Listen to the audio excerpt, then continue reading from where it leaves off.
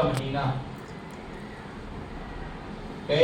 کئی اشرے گزرے ہوں گے، آپ نے بہت ساری مجلسیں سنی اور بہت زیادہ مجلسیں سننے کے بعد آپ نے اپنے اندر کچھ تبدیلیاں لائی کی نہیں ہے۔ اگر تبدیلی خود کے اندر نہیں آئی تو یہ محرم کا کوئی فائدہ نہیں۔ اور ظاہراً جب بھی دیکھیے کہ جب بھی محرم شروع ہوتا ہے نا تو یہی شروع ہو جاتی باتیں کہ یہ ہمارا عزا خانہ، یہ ہمارا علم، یہ ہمارا تابوت۔ پورے سال انسان ایک ساتھ رہتا ہے، شادی بیاہ میں ایک کے دوسرے یہاں جاتا بھی ہے، لیکن جیسے ہی محرم شروع ہو جاتا ہے فلاں امام بارگاہ میں نہیں جائیں گے، وہ ان کا امام بارگاہ، فلاں جگہ نہیں جائیں گے، فلاں تابوت میں نہیں جائیں گے، وہ انہوں نے رائج کیا ہے، انہوں نے رائج کیا ہے یہ، اور فلاں مقام پہ نہیں جائیں گے، فلاں چیزیں نہیں کریں گے، یہ ہمارا امام بارگاہ ہے، یہ ہمارا امام بارگاہ ہے۔ خدا کے لیے آپ یہ مت کہیے، کیونکہ پورے سال آپ نے ایک دوسرے کے ساتھ رہ کر بہترین عمل کیا، اور جیسے ہی محرم آیا تو یہ تفرقہ بازی شروع ہو گئی۔ تو تفرقہ بازی کس لیے کی جا رہی ہے؟ یعنی آپ خود کے لیے نہیں کر رہے ہیں، بلکہ حسین کے نام پہ تفرقہ بازی کر رہے ہیں۔ ہم حسین کے نام پہ تفرقہ بازی کر رہے ہیں۔ امام حسین اتحاد کا نام ہے، اختلاف کا نام نہیں ہے۔ صلوات محمد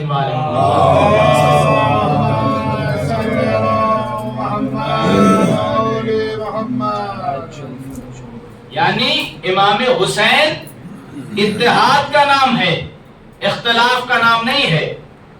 تو خدا کے لیے امام حسین کے نام پہ اختلاف مت کیجیے۔ کربلا پڑھیے، کربلا میں ہر قسم کے لوگ ملیں گے،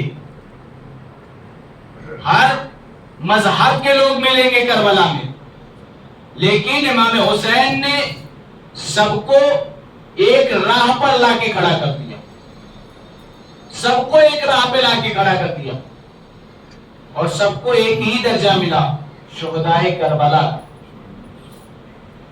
ایک ہی درجہ ملا۔ اب یہاں سے کربلا سے آپ سبق سیکھیے کہ امام حسین، میں نے کہا نا کہ امام حسین اختلاف کا نام نہیں ہے، اتحاد کا نام ہے۔ جب تک آپ اتحاد نہیں کریں گے امام حسین کے فضائل آپ کو نہیں سمجھ میں آئے۔ یہ مجلس پہ مجلس ہوتی رہے لیکن آپ کے ذہنوں تک یہ بات نہیں پہنچ سکتی۔ تو انسان کو چاہیے کہ وہ ان سب باتوں کو چھوڑے اور یہ سمجھ کے ہر مجلس میں جائے، چاہے دشمن کے ہاں بھی مجلس ہو تو صرف یہ سمجھ کے مجلس میں جائے کہ یہ امام حسین کی مجلس ہے، یہ امام حسین کی مجلس ہے۔ اگر یہ عمل آپ کا رہا تو خدا بہت پسند کرے گا۔ اور متقی پرہیزگار ہونا چاہیے۔ جب کوئی بندہ متقی اور پرہیزگار ہوتا ہے نا تو خدا اس کو جزا بھی بہت بڑی دیتا ہے، خدا جزا بھی اس کو بہت بڑی دیتا ہے۔ ایک شخص بہت متقی پرہیزگار، نہ کسی کا کبھی اس نے مال غصب کیا ہے، نہ کبھی حرام کھایا ہے، کوئی غذا اس کے شکم میں پہنچی ہو حرام غذا، اتنا متقی پرہیزگار، بہت بھوکا ہے، کھانے کے لیے پیسے نہیں، اس کے پاس کچھ بھی نہیں ہے کھانے کے لیے۔ اب وہ دریا کے کنارے آ کے بیٹھ جاتا ہے اور بیٹھنے کے بعد چاہتا ہے کہ کچھ پانی پی لیا جائے اور پیاس سے جو ہے شکم کو شیر کر دیا، شکم ہمارا بھر جائے گا پیاس سے۔ جیسے ہی اس نے ہاتھ ڈالا دریا میں، ڈالنا ہی تھا ہاتھ جو دریا میں، ایک سیب جو ہے بہتا ہوا ادھر سے آیا، اس نے سیب کو دیکھا اور اٹھا لیا اور بھوک لگی تھی، سیب کو کھا لیا اس نے۔ سیب تو اس نے کھا لیا، لیکن کھانے کے بعد اسے یہ خیال آیا کہ میں نے اس کے مالک سے اجازت نہیں لے کر کھایا، یعنی ابھی جو میں نے یہ سیب کھائی ہے، یہ کھایا ہے اس لیے کیونکہ مجھے نہیں پتا کہ اس کا مالک کون ہے، اور ابھی تک اس نے کوئی کام ایسا نہیں کیا ہو جو غلط ہو۔ اس نے سوچا جس سمت سے سیب بہتا ہوا آیا تھا اسی سمت وہ چلا، جس سمت سے بہتا ہوا تھا اسی سمت وہ چلا۔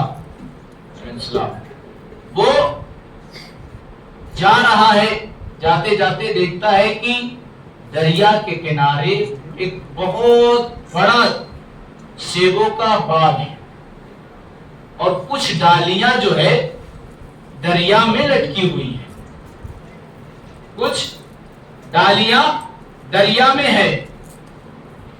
اس کو یہ یقین ہوا کہ شاید یہیں سے ٹوٹ کر سیب جو ہے چلا آیا بہتا ہوا۔ ایک مرتبہ باغیچے میں پہنچتا، اور پہنچنے کے بعد پوچھتا ہے کہ اس کا مالک کون ہے۔ کہا کہ جاؤ وہاں پہ، اور جانے کے بعد جو ہے وہاں اس کا مالک ہے، جو باغ کو وہاں پہ باغ میں کام کر رہا تھا اس نے بتایا کہ جاؤ وہاں پہ اس کا مالک ہے۔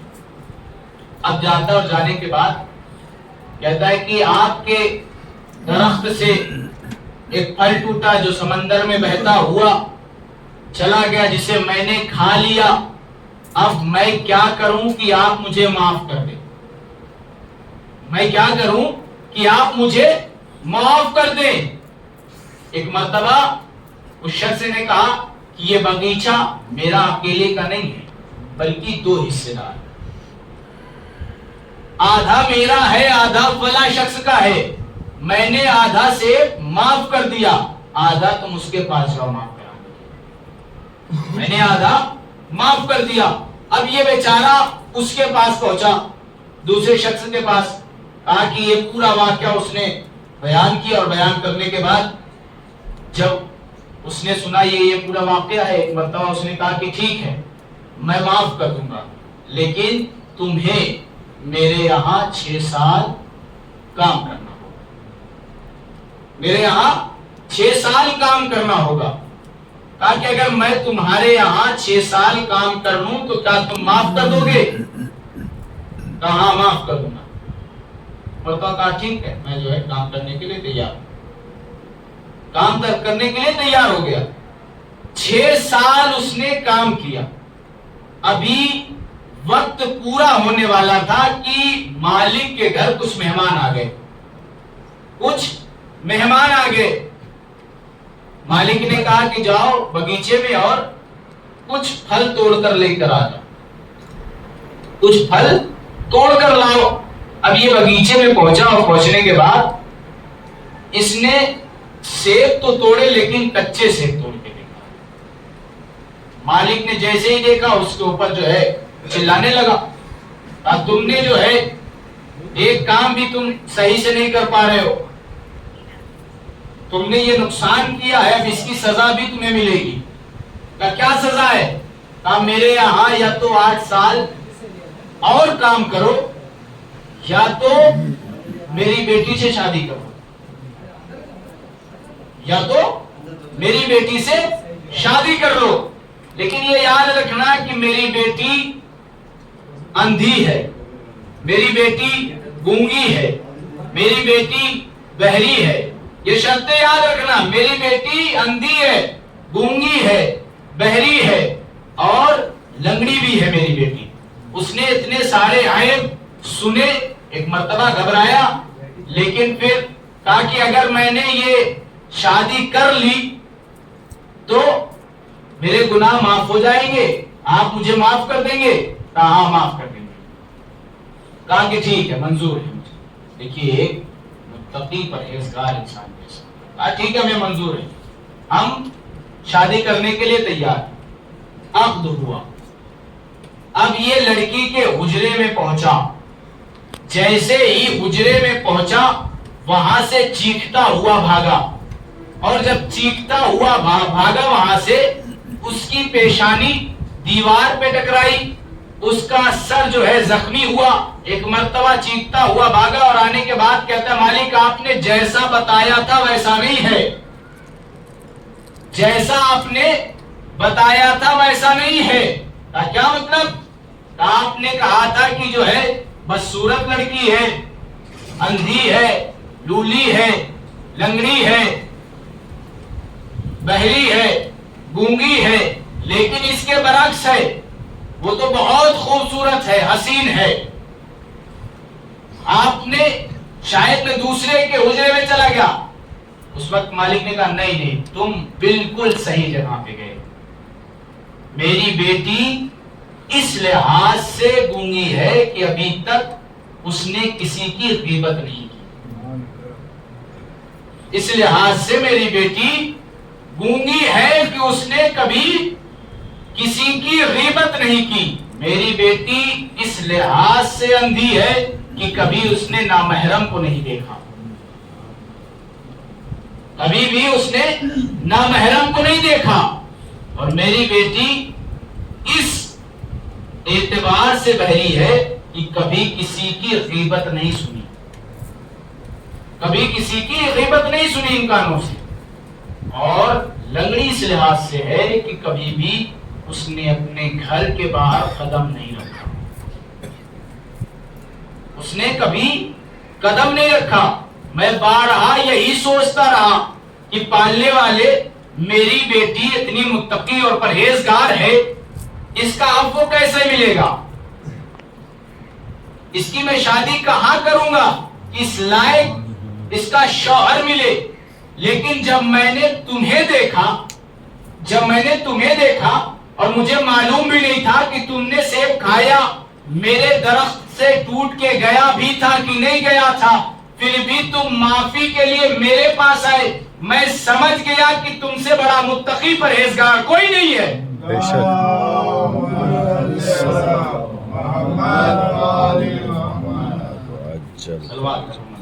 اللہم صلی علی محمد وآل محمد وعجل، اللہم صلی علی محمد وآل محمد وعجل، اللہم صلی علی محمد وآل محمد وعجل۔ اعوذ باللہ من الشیطان الرجیم، بسم اللہ الرحمن الرحیم، انا اعطیناک الکوثر فصل لربک وانحر ان شانئک هو الابتر۔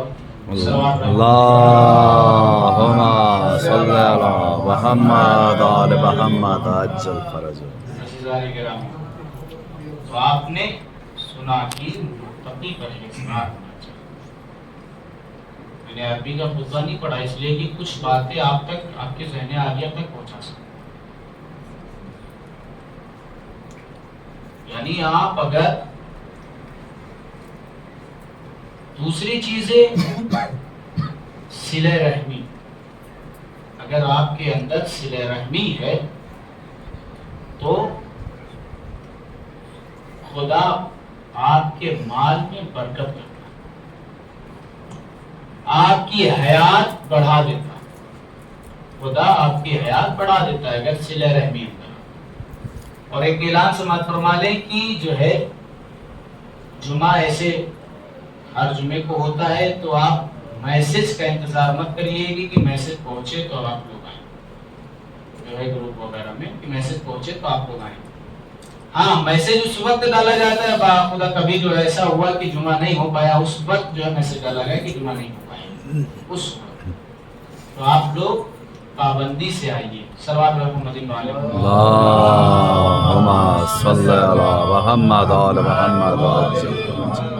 صلہ رحمی ایک بہترین عمل ہے۔ اگر آپ کو اپنی عمر بڑھانا ہے تو صلہ رحمی کریے، اپنے بھائی کے ساتھ صلہ رحمی کریے، ایک برادر مومن کے ساتھ صلہ رحمی کریے۔ ایک مومن کا دوسرے مومن پہ کیا حق ہے، اس حق کو آپ ادا بھی کریے، اس حق کی ادائیگی کریے، یعنی صلہ رحمی آپ کریے۔ دو بھائی ہیں، सगे भाई, एक की शादी हो गई, एक की नहीं हुई। एक की शादी हो गई और एक की शादी नहीं हुई। जो हजरात जो गांव वगैरह से अगर ताल्लुक रखते हैं तो गांव वगैरह में जो है खेती होती है, तो जब फसल लगती है गेहूं की तो उसके बाद उसमें जो है गेहूं बोया जाता है, उसके बाद उसे काटा जाता है, काटने के बाद उसको दाया जाता है, दाने के बाद तब जाके गेहूं आपके हाथ आता है, गंदुम आपके हाथ आता है। तो दोनों भाई यानी एक की शादी हुई और एक की शादी नहीं हुई थी। दोनों भाइयों ने अभी जो है दोनों भाई अलग अलग नहीं हुए थे, रहते थे अलग अलग, लेकिन खेत वगैरह एक में था। दोनों मिल के काम किया करते थे और काम करने के बाद जो है जो उसमें से होता था आधा आधा। अब गंदुम का सीजन था, गेहूं का, गेहूं तैयार हुआ, दोनों भाइयों ने मिलकर जो है उसे जो है गेहूं को डालने के बाद जो है गेहूं निकला, निकलने के बाद जब दोनों भाई थक गए, दोनों ये काम करते करते शाम हो गई। एक मर्तबा भाई ने कहा कि जो है बड़े भाई ने कहा कि तुम यहाँ बैठो, मैं जो है कुछ खा कर आता हूँ, फ्रेश होकर आता हूँ, उसके बाद गंदुम को घर लेकर चलेंगे, गंदुम को घर लेकर चलेंगे। कहा ठीक है। उसके बाद जो है वो आया वापस। अब इसके जहन में देखिए छोटे भाई, वो कहता है कि मेरी शादी तो हुई नहीं और आधा हिस्सा मुझे मिला, मैं क्या करूंगा पूरा हिस्सा लेकर? भाई की शादी हो गई, बाल बच्चे हैं, मैं सोचता हूं कि जो है अपने गंदुम से कुछ निकाल के अपने भाई के गंदुम में रखूं, कुछ गंदुम निकाल के अपने भाई के गंदुम में रखूं। तो उसने जो है ये काम किया, आधा गंदुम निकाला, अपने भाई के हिस्से में डाला। भाई वहां से आया, अब छोटा भाई गया जो है खाना वगैरह फ्रेश होने के लिए, कहा बैठिए हमारे। बड़ा भाई वहां पे बैठा, वहां पे जहां पर ये दोनों का गंदुम रखा हुआ है। बड़े भाई के जहन में ये ख्याल आया कि इसकी शादी नहीं हुई है, लाओ मैं अपने गंदुम से आधा गंदुम इसे दे देता हूं ताकि ये गंदुम बेचकर शादी कर ले, ये गंदुम बेचकर शादी कर ले। उसने जो है गंदुम निकाला और गंदुम निकाल के जो है आधा अपने भाई के गंदुम में रख दिया। वो भाई छोटा भाई आया, दोनों भाइयों ने जो है रात भर गेहूं जो है गंदुम जो है घर लेके आते रहे, लाकर रख दिया गंदुम, उसके बाद सो गए। सुबह उठते और देखने के बाद बड़ा भाई उठता है, देखता है कि इतने सारे गंदुम। छोटे भाई ने देखा इतने सारे गंदुम। एक मर्तबा उसके जहन में ये ख्याल आया कि शायद मैं अपने रात के अंधेरे में अपने भाई का हिस्सा भी उठा कर लेकर आ गया। उसने वो छोटा भाई अपने घर से निकला, बड़ा भाई अपने घर से निकला, दोनों रास्ते में मिल गए। कहा भैया शायद अंधेरे में मैंने आपका गेहूं जो है अपने घर लेकर आ गया हूं, आपके गेहूं को अपने घर लेकर आ गया हूं। कहा वही बात तो मैं भी कहने आ रहा हूं, वही बात मैं भी तो कह रहा हूं। एक मर्तबा दोनों भाई जनाबे मूसा के पास पहुंचे, जनाबे मूसा अलैहिस्सलाम के दोनों भाई पहुंचे और पहुंचने के बाद पूरा माजरा बताया। एक मर्तबा जो है जनाबे मूसा ने कहा तुमने सिर्फ खुदा के लिए काम किया था, खुदा ने तुम्हारे माल में बरकत कर दी। बेशक खुदा ने तुम्हारे माल में बरकत कर दी। तो खुदा के लिए कोई भी काम करिए, दिखावे के लिए नहीं कि मैंने मजलिस में इतने पैसे खर्चे किए, हमने जुलूस में इतने पैसे खर्चे किए। खर्च करने से बढ़ता है, घटता नहीं है। और मैंने पिछले जुमे में भी यही कहा था कि दौलत मत मांगिए, बल्कि जो दौलत है उसमें बरकत मांगिए। अगर आप बरकत मांगेंगे तो वही दौलत में आप खुश भी रहेंगे। सल्लल्लाहु अलैहि